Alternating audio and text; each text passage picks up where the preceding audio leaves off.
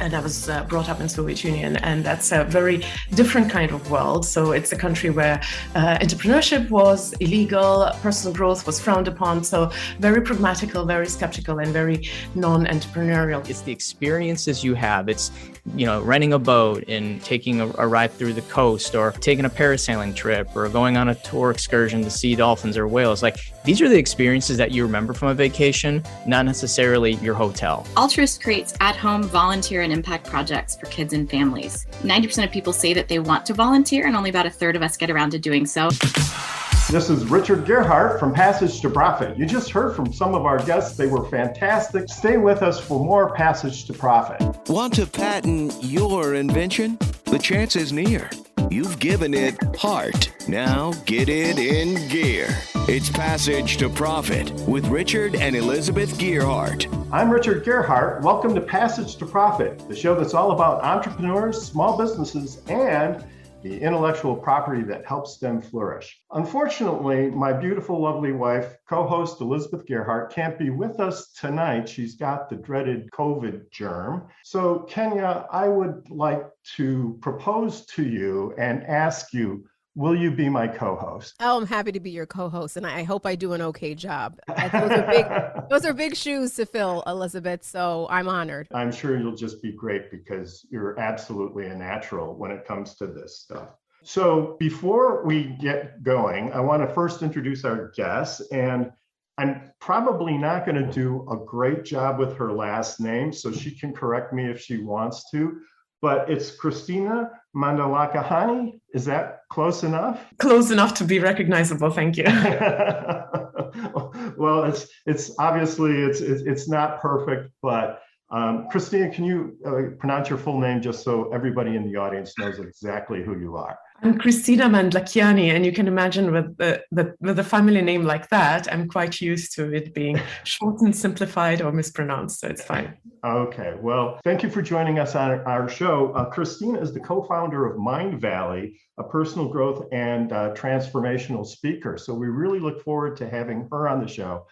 And I've seen your website. It's absolutely amazing. And I think you're going to have a lot of great content for us and our audience. And after Kristina, we're going to take a little bit of a break, and then we'll move to Kenya's power move as usual. And then after that, we're going to have Greg Fisher, who's going to be talking about traveling and getting back in the swing of things in these days of COVID. I'm sure Greg has a lot of great tips for us. And then after Greg, Jessica Jackely from Alltruists. And we look forward to hearing about her project as well. But before we get to our distinguished guests, it's time for IP in the news. And so today we're going to feature a very, very, very interesting patent, and probably a little bit apropos considering the COVID pandemic. And this patent was issued to the inventor, Robert L. Smenton of Split Rock Avenue in Palms, California. And the application was filed in 1963. So the application's expired now. And if there are any budding entrepreneurs that would like to take on this project, you can do it because the patent is expired. Patents expire 20 years after their filing date. And in this case, and in this time, this patent expired in 1987, so it's well past its prime. But Robert came up with the idea of putting a decorative cover on a syringe. So the pictures in the patent actually show a plastic sleeve in the shape of a bunny rabbit that goes over the syringe. And the reason for doing this is to keep children from being fearful when they're inoculated. So personally, I wonder if that's really going to have the intended effect. I mean, I think that if a kid gets stabbed with a bunny syringe, they're probably going to be living in fear of bunnies for the rest of their life. But maybe the first one won't be so bad. But afterwards, who knows what kind of effect this could have on kids. So anyway, we thought it was kind of a funny syringe.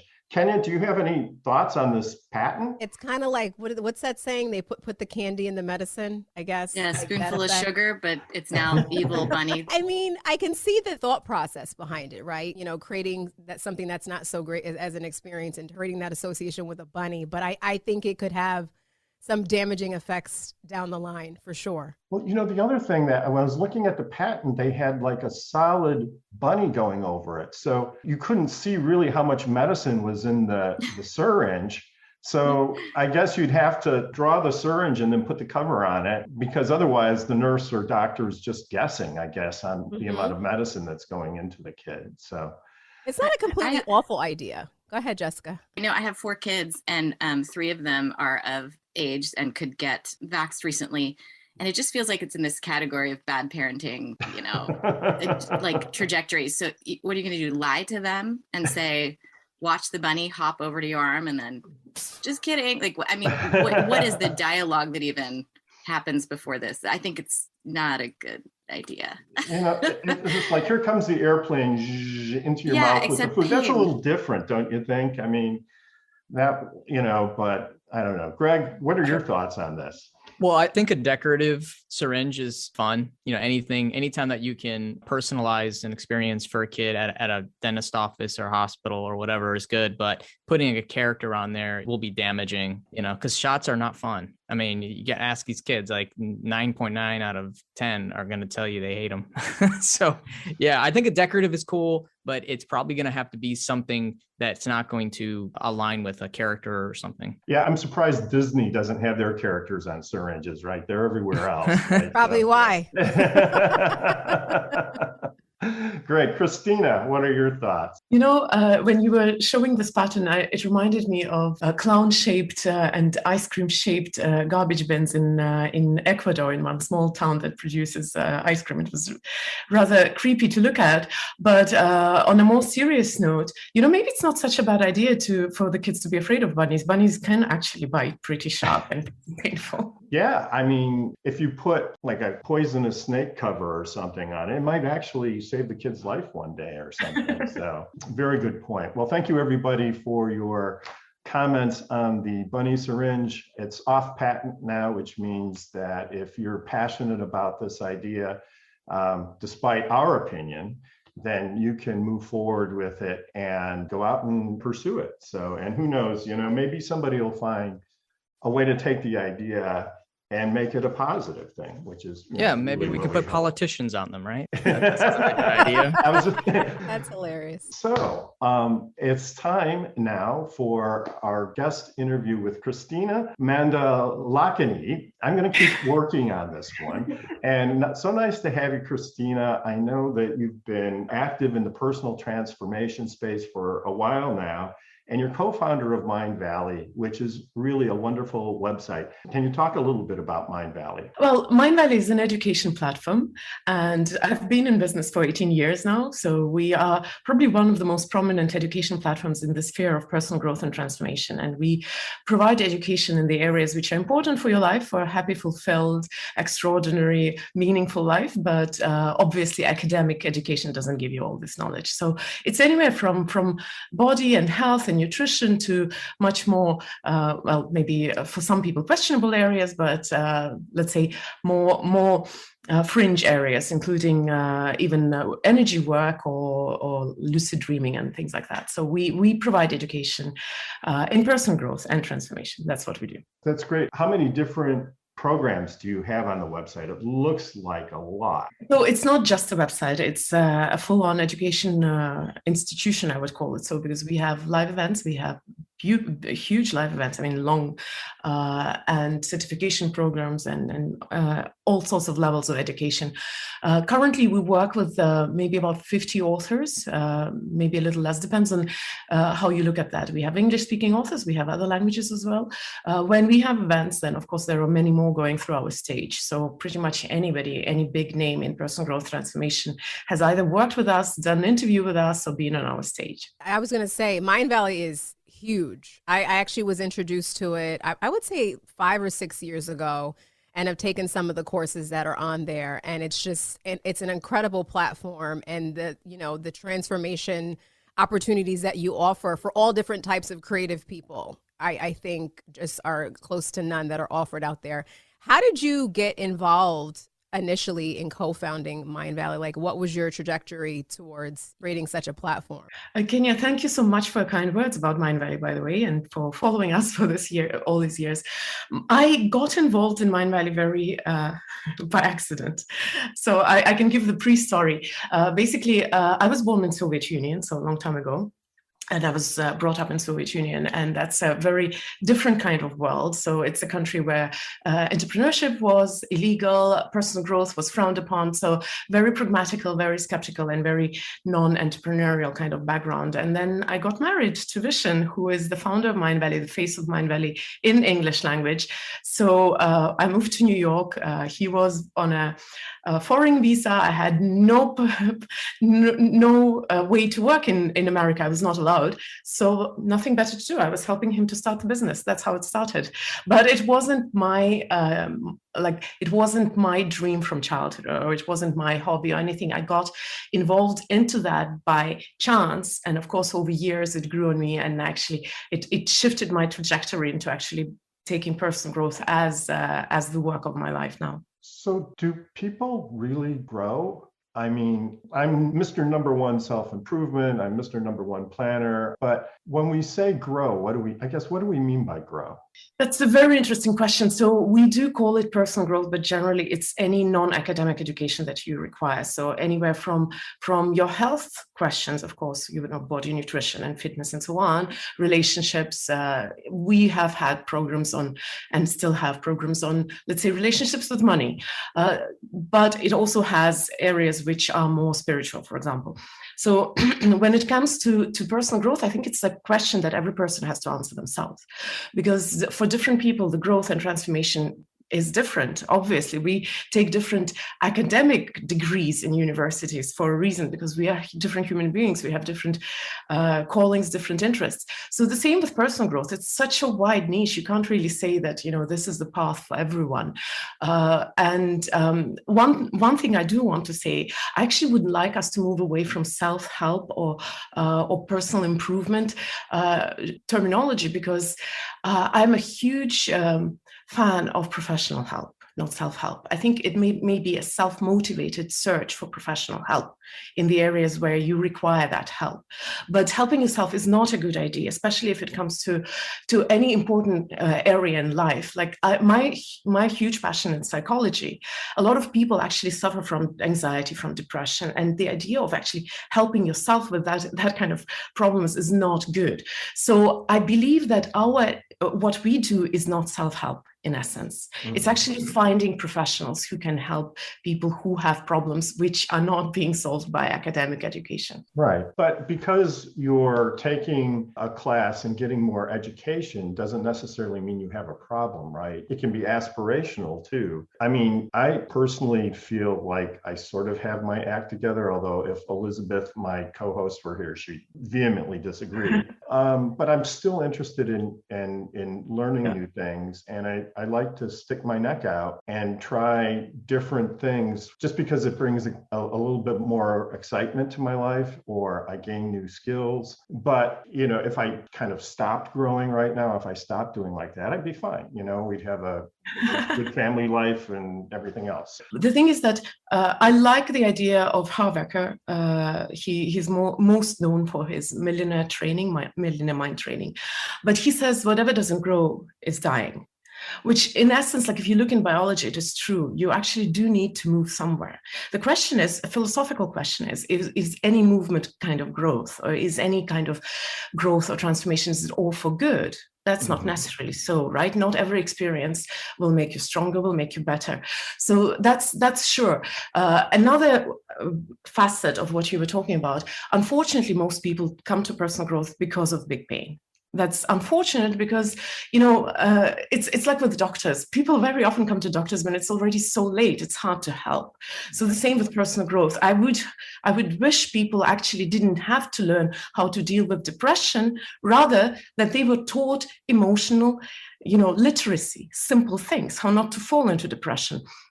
And of course, if you are into marketing, you know that any marketing of any sphere is usually built and based on pain. So it's no wonder we actually search for people who are in pain, because that's how marketing works essentially. But you are absolutely right. I hope our Passage to Profit listeners are not in pain. We certainly wish them the best, but what you're saying is certainly a type of marketing that people pursue. So. I'm not talking about any particular marketing. I'm definitely not talking about ourselves, but in the core of a lot of things that are popular, there is this pain point, whether it's marketing, which is, unfortunately, a lot of marketing is built on triggering the pain points. It's truth for entertainment, actually, for the news. People kind of get triggered by strong emotion. That's why I'm saying, unfortunately, a lot of people search for help when they're in pain, not because of anything else. Yet, I think we should also move from the idea that I'll learn, I'll get education, and then I'll start living, because that's not how life works. You don't take a shower today, or let's say in January, so for the rest of the year you can be clean. You do it on a daily basis because that's the basic hygiene, physical bodily hygiene. So when it comes to personal growth, I believe that when we stop taking it as something, to prepare for real life and look at it as a lifestyle, then you won't be coming for personal growth out of pain. You will actually do that for a lot of different reasons, out of curiosity, out of desire to actually maybe expand yourself, maybe find deeper meaning in what you're doing. Or there are so many ways why you might want to learn to keep your brain young. I mean, I think, having a positive desire is healthy. And so maybe the desire is not imminent, like being eaten by a saber-toothed tiger or something, right? That triggers all of these fear emotions, but you still have to have a desire to move on. And whether it's to solve a small pain, maybe my desires are for small pains as opposed to large pains. But I think what drives a lot of what we do. Kenya, do you have any questions or comments? Yeah, I was agreeing with you, Christina, because I do believe that pain can be purposeful. Right. It's always some sort of indicator that something's going on, whether it's something medically or something emotionally. It's really the thing that gets our attention. So I think sometimes we try to avoid getting to that place. But I see your point in, trying to get ahead of that. Right. Like not waiting until it's something so prominent or something so painful, and kind of being intentional about just getting ahead of what potentially could become problematic later on. So I totally get where you're going with that. And I also saw that you are an author of a book called Living by Your Own Rules. So I wanted you to tell us a little bit more about what that means. I do hope that people, regular human beings, learn to love themselves with all their quirks, weirdness, mistakes, imperfections, and not despite them. With them, not despite them, and actually see or find strength in what makes you, rather than trying to become something different.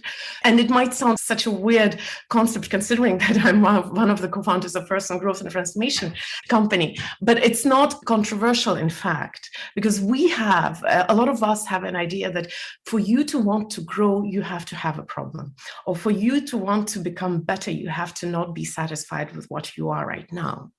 But it is actually an illusion. That's not how it works. If you know the simplest thing about depression, one of the expressions of depression is where you are so low, you have no motivation, no energy, no interest to do anything. That's when you kind of stop and freeze. So movement is actually our natural movement, and growth and transformation and evolution and change is in our nature. And I believe that you only want to grow and become better when you're actually at peace with yourself. When you're at peace with your current version, that's when you're ready to actually become something different. So another example, one of our students asked, actually, that was a question given to another teacher, but I'll just retell that story.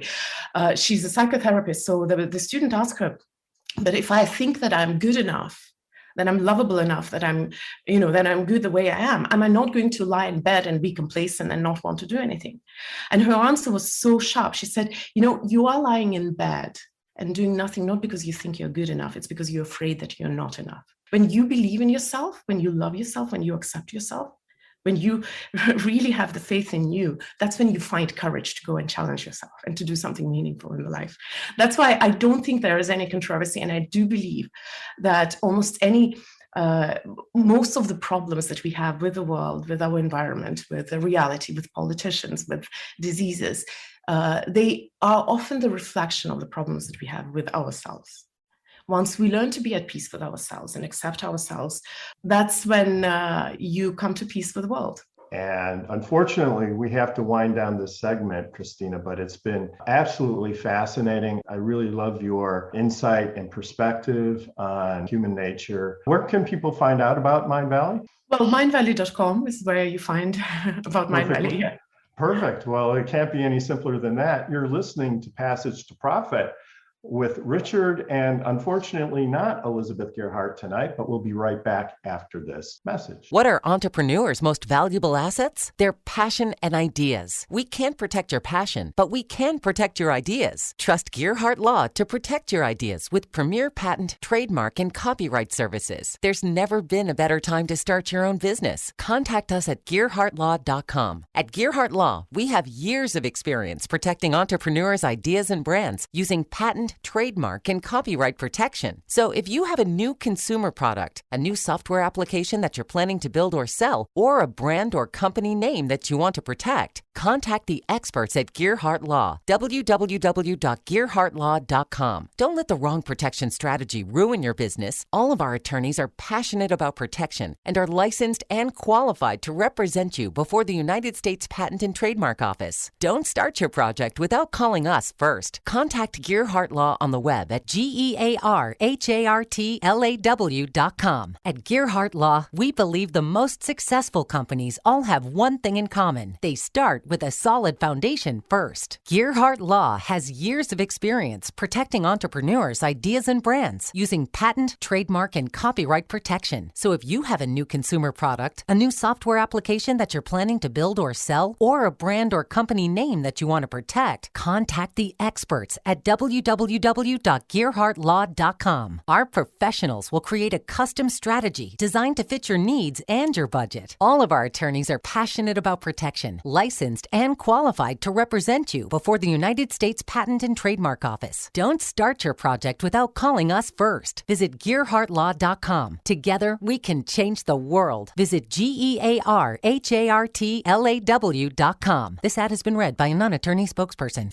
Now back to Passage to Profit. Once again, Richard and Elizabeth Gearhart. And embracing our imperfect selves here is Richard Gearhart, and I'd like to welcome my co-host, Coach Kenny Gipson. And I'm very happy to be here. We just had a really great conversation with Kristina from Mindvalley, which leads us to our power move for today. So for our first new power move of the year, we're going to talk about Usher. So if you've been living under a rock, I'm sure everyone knows who Usher is, right? He's been in the music business for the last 2+ decades. And I was just looking at his career. He did some performances in Las Vegas over the holiday. And I was just like, God, this guy is so good at like reinventing himself and staying so relevant and just staying so up to course. What is his secret to reinvention? And just taking a back look at his career, he always did things simultaneously. Like he always sang simultaneously. He always associated that with doing acting or doing something in the sphere of entertainment that he felt very passionate about. And he never just did one thing at one time. And when I was looking at that, I was like, God, like how hard would it be to sing and act at the same time? You know, how hard would it be to create multiple things at the same time? And he's just really mastered this in a way where he's kept himself very busy and very successful. He's a part owner of the Cleveland Cavaliers. He has his own creative entertainment company that he started years ago where he actually signed Justin Bieber. And that's been the secret to his success, is being co-creative and just doing multiple things that he's been super passionate about. And that's really been able to help him stay innovative and really stay at the top of his game. So I wanted to give him power move today because I think that there's something to be said about someone who's accomplished such things. Absolutely. Somebody in the business sphere we can all look up to and who has been successful and made all the right moves. Where all that talent comes from, I'm not really sure, but if I could have just a little bit of it, I'd certainly enjoy having it. So that's absolutely fantastic. So now we're on to our presenters this evening, and we have two. The first is Greg Fisher, who's going to be telling us about TripShock. Greg, welcome to the show. Tell us about TripShock. Thanks for having me. TripShock is an online marketplace for activities and tours. We partner with tour and activity rental suppliers across mainly the southern US, and we sell their tickets and tours to customers. So we're kind of like a leg of their marketing. This will be our 14th season. I started the company as a young lad at 23. Went through hurricanes, oil spills, you name it, a red tide, COVID, and we came out actually fairly strong. It's a very interesting travel environment right now with COVID, but there's some really interesting trends that are developing or have been developing domestically, internationally. What are those trends? That's really interesting. It's got to be really interesting to be in the travel business right now. Yeah, it's been very, very emotional. Let's just put it that way, from having to furlough employees to getting them back to having record numbers to not knowing what I'm going to do with all the money, that the company made and investments. Yeah, literally, it's been the biggest roller coaster in my entire life. It's funny because when I started the business, the BP oil spill hit 4 months. So as all this oil is approaching the beaches in Florida where we started, I'm like, okay, well, what do I do next? But this has definitely been way more stressful. But what's happening in travel right now is, since people are skeptical of cruises and traveling international because of, the COVID restrictions, getting COVID, spreading it, they're staying domestically in the US. And where they're going is they're going to places such as beaches and mountains. And they want to do stuff outdoors. They want to do stuff with just their family and their friends. That has opened up a huge opportunity for people to start side businesses. They give a huge opportunity for parks and people renting boats and jet skis and all sorts of things that are outdoor and private. So we saw our revenue double from 2019 and 2021 as people came in mass to states in the South, or just states just in general that were fairly open, that had, not crazy restrictions, and they wanted to vacation again like they used to. Mm-hmm. And I'm a firm believer, if you're outside, that's the best way to discover and travel right now, is to be outside with just your family, doing things outside. I mean, I do love museums and I do like and all that stuff too. But at the end of the day, this is where we're at right now. This is the way to keep our family safe and also have fun. And so there's just been an absolute explosion in domestic travel in these markets. And if you just look at U.S. Tour Travel Association, they came out with some information. They're saying that the travel industry as a whole is not going to really get back to 2019 levels till 2023. But I do believe that U.S. domestic travel for outdoor markets are still going to have extremely strong growth in 2022. So we're expecting actually a really strong year, especially with Omicron kind of adding another layer. I was thinking okay, if Omicron didn't hit, maybe we'd be back to some normalcy. But I think 2022 is going to be probably the same situation, where we're going to see more people just traveling domestically and getting in their car and driving places where they can go outdoor and just be away from people. Tanya? Yeah, I was going to say, I couldn't agree more. I mean, we've been trying to figure out ways to escape the house for the last 2 years like everybody else. And I think, little small family trips and going to the beach and any way that we've been able to disconnect has been super helpful. I mean, there's a lot of therapeutic benefits, even mentally, for what you're talking about in terms of just getting away. Where do you see the connection between, what you're doing and maybe what Christina is doing with Mindvalley? Because I just think that there's definitely some synergies that are there in terms of mental health and, travel that people really need right now. Yeah, that's a good point. I don't get to talk with the customers as much as I used to, but just the feedback from a reservations department, when they're talking to customers and they're helping them plan their itineraries, it's amazing to hear how many people are like, we've been stuck in our home for, months, and this is going to change everything for our families. These experiences, when you book travel and you book your hotel, your airline, even though those items are very centered when you're planning your vacation, but really it's the experiences you have. It's renting a boat and taking a ride through the coast, or taking a parasailing trip, or going on a tour excursion to see dolphins or whales. Like, these are the experiences that you remember from a vacation,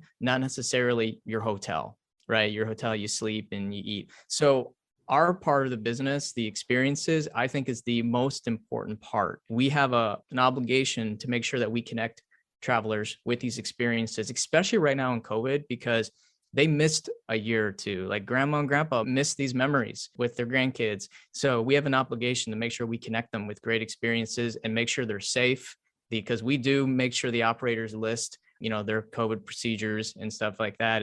And we don't necessarily force them to, but at least we give the customers information, like, are the staff wearing masks and things like that, so they can make a decision whether or not they want to, go on a tour. Because we do sell some of the larger passenger boats, and there's less social distancing, so they have to take that into consideration. But that's one way we're kind of adapting to this, new normal. I think experiences are amazing, because experiences are what actually gives you the transformation, not the knowledge very often, and people sometimes miss that bit. So I think people should chase experiences above all in their life. I totally agree with that. So Greg, you said you noticed definitely a trend more now toward outdoor experiences. Do you have any metrics around that? I mean, has the interest in outdoor experiences grown by a factor of, 5 or 10%? And then do you think that will continue to sustain itself even if the pandemic eventually wanes? So prior to the pandemic, there already was an uptrend in water sports, water outdoor activities. So we had a conference in October. We had a analyst, his name Douglas Quimby from Arrival Travel, and he's done a lot of research actually on consumer behavior when it comes to outdoor and water sports. I don't have the exact metric, but his words during the presentation was, this is something I've never seen in travel. The increase from 2019 to 2021, people wanting to do outdoor experiences. And it makes a lot of sense, because if I talk to a lot of our suppliers that do, sailing and outdoor tours, they all had record growth. Some of them 500-600x.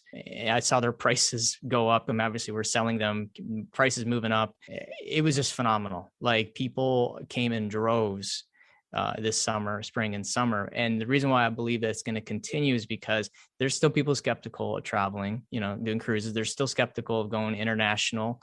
And I think, we have one more year of this really strong domestic travel, and who knows what 2023 could be. I do still think it's going to sustain, because people are now, they're discovering their backyard. Like, I do see comments of people like, well, we never got in the car and actually drove around to see what was near us, and realized there's some cool stuff, going to the rural areas of your hometown, and maybe doing like agro-tourism, visiting farms and buying from local farmers and doing that experiences. Like, there's a lot of really cool stuff in our backyard, and we just, have to do it. Don't even recognize it. Well, yeah. Thanks a lot, Greg. Unfortunately, we're out of time, but we appreciate your insight, and also wish TripShock the best. Where can people find TripShock? Google TripShock.com, and you can start looking for all the different things that we offer. We have about 1,500 different tours and 25 different destinations.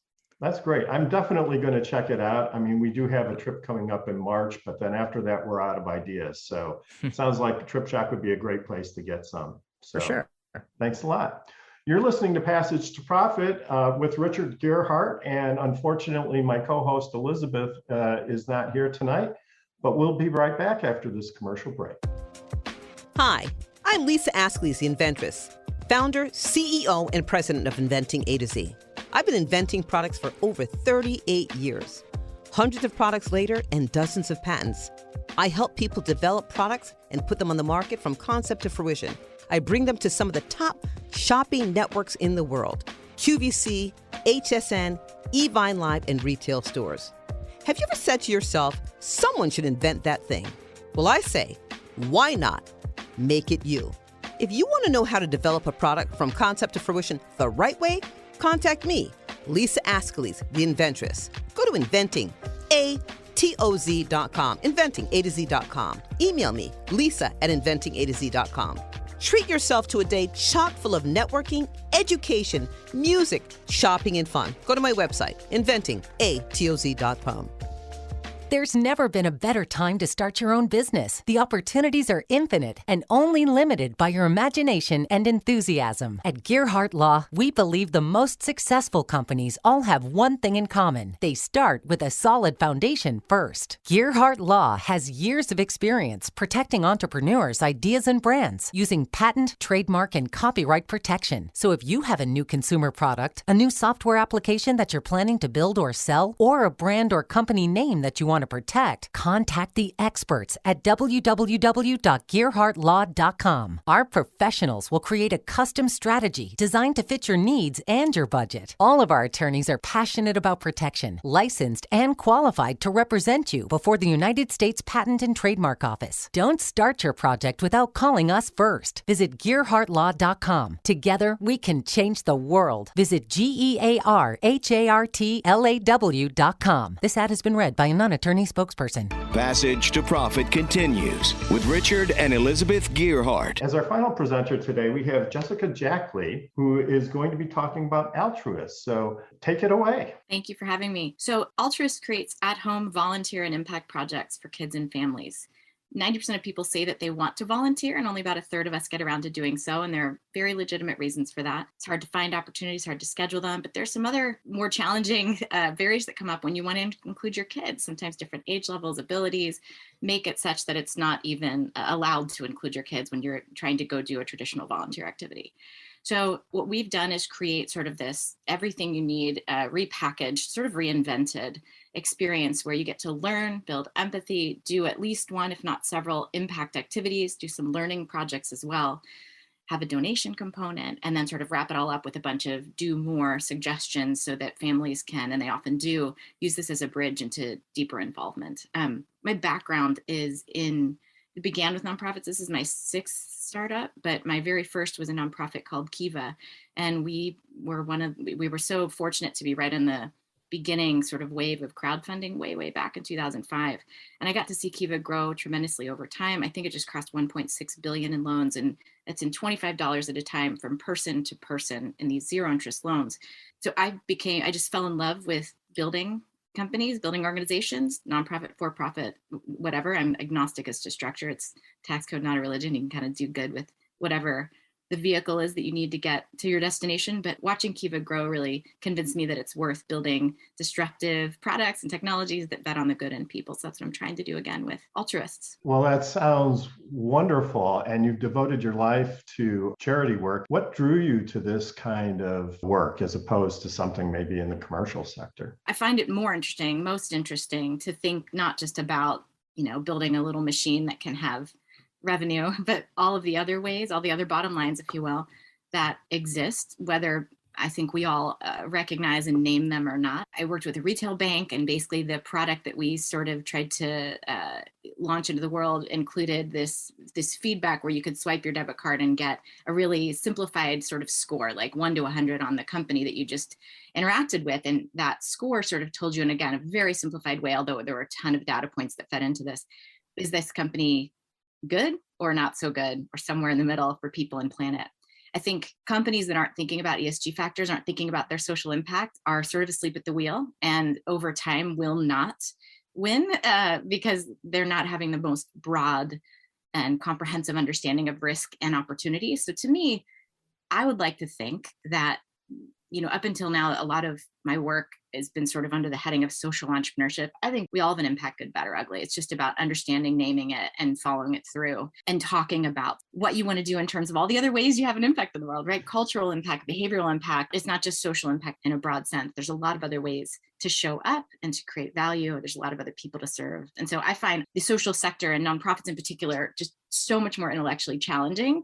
And it also really aligns and helps me feel like I live an integrated life where I get to show up every day and spend my working hours expressing values that matter to me. So it feels very, very fulfilling. So which is more important as a social entrepreneur? And the answer can't be both, okay? Which is more important? Is the financial component more important?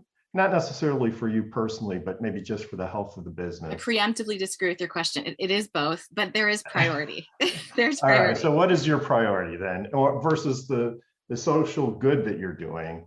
by, implementing these projects?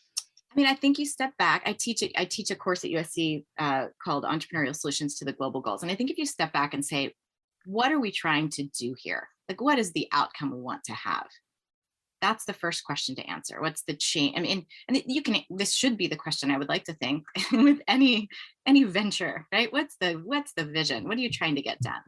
Mm-hmm. After that, it's mechanics. So what kind of, I mean, here's one of the falsehoods. Nonprofits and for-profits both, and everything in between. There's so many different ways to form a venture, right? It's different language, different words for the same principles. So nonprofits, I've run sustainable nonprofits. That's nonprofit speak for profitable. It's just about building a machine that can create and capture, deliver enough value and capture value so that it can run and it can feed the engine, right? So it's funny, it's just a prereq. It's not the goal to continue to amass as much of that fuel as possible at all times, at all costs. That's just wrong thinking in my mind. I mean, at one point, if you've accomplished your social mission, then would you stop? You should. Or you can, once you have the thing running, I mean, it's not like there's a shortage of work to be done in the world or things to fix or people to serve. So I would like to think once you get up and running, and I mean, that's a whole other conversation, right? About mission drift or just pivoting. But the particular thing that I'm just super passionate about right now, you look at the volunteer economy. That phrasing might seem weird, but think about this. Every year, just in the US, people do overcome those barriers to volunteer, and they work their butts off to sign up for opportunities and to, are you ready? Give away $300 billion in time and talent and expertise. They're giving this away. And why are they doing that? Because there's this, I think, just totally intriguing exchange of value that's happening, where people want to contribute to something meaningful. They want to contribute to something bigger than themselves. It feels good. I'm sure that our other guests, right? I'm sure that Christina can tell us all sorts of things about the benefits of generosity and giving back. I'm sure if there's not a Mindvelly course specifically on that, I'd love to do that. But so it's good for us to do this, right? We do get something out of it, but nobody's really managing that exchange of value. You look at nonprofits, and again, a lot of my background is I've logged a lot of years working with and inside of and starting nonprofits. The job of those entities is to serve the customer they decide to serve. It's a very tall order, not just to parse out what might be useful and helpful for a volunteer to do, but then manage that whole experience over time. Who lives in the middle of this exchange of value? Sure. That's where we want to live as a company. I just want to hear what Christina has to say. If you have any questions, Christina. Yeah, I do. Actually, before I went into business, I also dedicated a lot of my time to nonprofits. I prefer that word to charity. Actually, I don't like charity too much, and I've done a lot of different social work around the world for nothing. You can call it altruism, maybe. And yes, Jessica, it's absolutely true. There's a lot of research that shows that altruism is one of the ways to make you feel better. Although I would love to see people not going into charity just to make themselves feel better, but to actually solve problems. What I loved about your presentation is that you brought in the aspect of economically sound sense in nonprofit work. I believe that's something that charity is missing to a great degree. We often do it out of guilt, out of some kind of interesting feelings, rather than out of trying to solve a problem, out of looking into it as something because I've seen marginalized communities. I actually worked with refugees in Asia. Everybody, even the most helpless person, has dignity. And your dignity as a human being requires you to feel that you're a valuable part of society, which is why I actually don't like the word charity. But a question to Jessica, sorry, I couldn't go on a rant on that because it's a very dear topic to me as well. The question that I want to ask you is from another angle, because I'm also on the other side of nonprofit, where I am the person who is seeking to donate time, volunteer. We've been making soup with my kids for the homeless people here in Estonia for half a year, and then we found out that we are not needed. So the question is this: when I am on the other side of it, where I want to give, there are two questions that I have. One is when I volunteer my time, that my time is actually meaningful and not just for me to put a social media post that I did soup for the homeless people. Right. And the second question is when I give money, how can I make sure that it's not going to go into administration of the charity, but actually be meaningful donation? So I was just wondering if what you're doing, the Alltruists, if you guys help the other side of charity. with these questions. Yes, thanks. No, so to answer your first question, those are great. That's why we exist. We want to make it easier for people to find opportunities. And even during these crazy times when you cannot leave your house, right? We all want to go out and travel and work with TripShock and go on the adventures that Greg's planning for us. When we can't, when we are stuck inside, and or when we have kids that we want to involve, it's a big task to translate these difficult issues to an understandable and appropriate, truthful but not terrifying level for our kids. So that's part one of what we exist to do. So I hope that we can continue to create opportunities for people to do that at home. In terms of your second question, if I may be provocative back and do this, I think it's the wrong question. There shouldn't be a fear of nonprofits compensating their teams well and having administrative costs. Nobody doesn't buy an iPhone because they're worried that some person made too much with their salary. Like, we should compensate well people who are solving problems effectively. It is not a fear of mine. It's not the main thing that I look for. I think it's like a nice kind of first metric to look at. And I've seen a lot of people get a little bit obsessed with this number. Like, it has to be administrative costs have to be under 10%. Why? Why do we have that assumption about this particular structure of an organization? Well, to get the job that's done? Because there was a big hoop to do with the Red Cross a long time ago, Sure. which created a very negative perception, and then everybody became obsessed with it, probably wrongly, but that was the precursor for that. I hear you. And in this personal inurement law, I totally get that. I think it's just the beginning of a bigger story around what does a nonprofit exist to do? What are they getting done? What are their metrics? And then let's talk about how much does it cost to get those things done? And do we think that's an appropriate cost or not? That's all. Kenya? No, I mean, I'm just enjoying this wonderful dialogue. It's sometimes we don't get an opportunity to really dig deep into, causes and things that really matter to us. And I love what you're doing with your platform and your boxes. And I want to talk a little bit about what someone can expect when they receive one of your boxes. Oh my goodness, twist my arm. I love to geek out on our products. So as an example, our very first box that we launched was on homelessness. So in this box, again, we talk about these 5 steps, but we're trying to communicate in a more simplified way, but we'll go a little more detail for you. So first, there's a learn component. So there's about 1,000 words that usually I draft. We have a team of folks getting this content out that basically has this overview on the issue. Fun facts, not so fun facts, words to know, answers to tough questions so that parents don't have to feel intimidated, here we go, Pandora's box of tough stuff to talk about. So we help give parents a guide. And it's this lovely illustrated little booklet that is fun and quick to get through. The second piece is empathy building. In my dream world, which I'm trying to create through these things, everybody takes a minute to really try their very best from the comfort of their living room, right, to walk in someone else's shoes. So we include stories usually of kids who are experiencing the issue at hand in a very different way than probably most of our customers have experienced homelessness or lack of clean water or whatever else the issue is, food insecurity.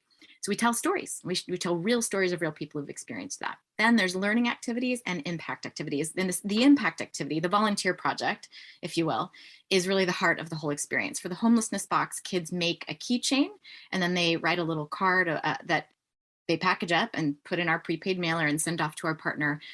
And that keychain and card is given to a family in Mexico right as they're moving into a new home built by our nonprofit partner. So kids and families get to insert themselves into this really sweet, special moment, add a little bit of joy and, sense of community and the world's cheering you on as people receive this as they have this incredibly important moment in their lives. For the food insecurity project, kids help decorate a reusable grocery bag that goes to a food pantry that we partner with. There's one on saving the pollinators, and the box always becomes something. Anyone who has kids knows that's a thing that's going to happen regardless. So the box becomes a pollinator hotel.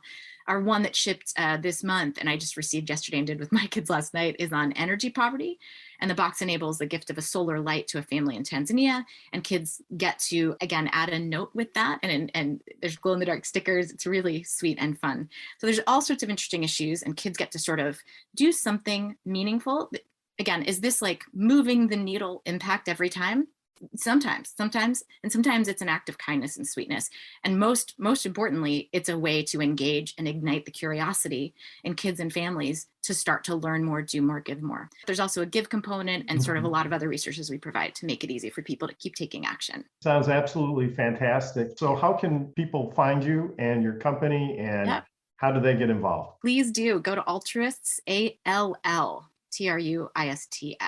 Alltruists.com. Thank you so much, Jessica. You're doing wonderful work and so good to know you. And we're glad our audience got a chance to experience your experience. We'll be back right after this. What are entrepreneurs' most valuable assets? Their passion and ideas. We can't protect your passion, but we can protect your ideas. Trust Gearhart Law to protect your ideas with premier patent, trademark, and copyright services. There's never been a better time to start your own business. Contact us at gearhartlaw.com. At Gearhart Law, we have years of experience protecting entrepreneurs' ideas and brands using patent, trademark, and copyright protection. So if you have a new consumer product, a new software application that you're planning to build or sell, or a brand or company name that you want to protect, contact the experts at Gearhart Law, www.gearhartlaw.com. Don't let the wrong protection strategy ruin your business. All of our attorneys are passionate about protection and are licensed and qualified to represent you before the United States Patent and Trademark Office. Don't start your project without calling us first. Contact Gearhart Law on the web at GEARHARTLAW.com. Together, we can change the world. This ad has been read by a non-attorney spokesperson. Now more with Richard and Elizabeth. Passage to Profit. It was a wonderful show, wasn't it, Kenya? It was an amazing conversation. Absolutely. And I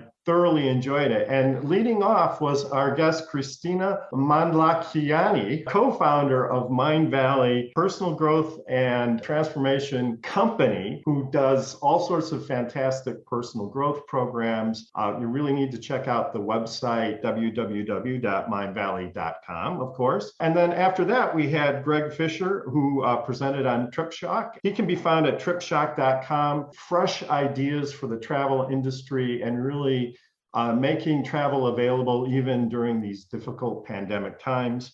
And finally, Jessica Jackely, who presented for Alltruists, a unique company that allows families and children to participate in volunteer work remotely. So really a great idea and hopefully positive change and kindness to the world. And of course, our very own Kenya Gipson, iHeartMedia maven. Where can people reach you, Kenya? Kenya Gipson with a P, Gipson at iHeartMedia.com. Great. But before we go, Christina, do you have a few final words for our audience? Well, we had a conversation on so many interesting and good topics. So I guess I'll finish with a quote, which is very dear to me. I want to quote Oscar Wilde. I think he's a genius when it comes to funny and very sharp quotes. You know, love for yourself is the beginning of a lifelong romance. So I guess my parting words would be, sort out your relationship with yourself, fall in love with yourself. I think it's going to make the world so much better for everyone, actually. What a great sentiment. And Kenya? That was a great quote. I don't think I can top that.